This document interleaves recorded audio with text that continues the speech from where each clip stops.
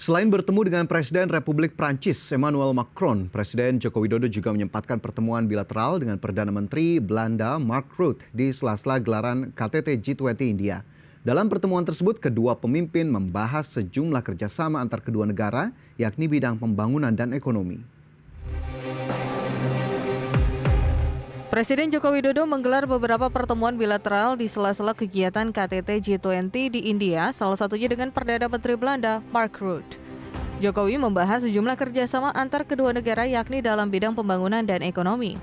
Jokowi menyebutkan bahwa ASEAN telah menyepakati Belanda menjadi mitra pembangunan ASEAN yang diharapkan dapat lebih meningkatkan kerjasama ASEAN dengan Belanda.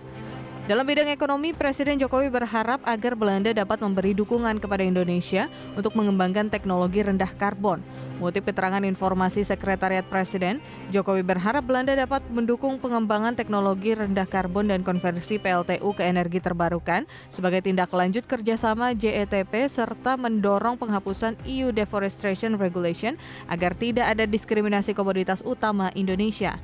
Selain itu, Jokowi turut meminta dukungan PM Rutte terhadap proses pendaftaran Indonesia sebagai anggota Organisasi Kerjasama dan Pembangunan Ekonomi.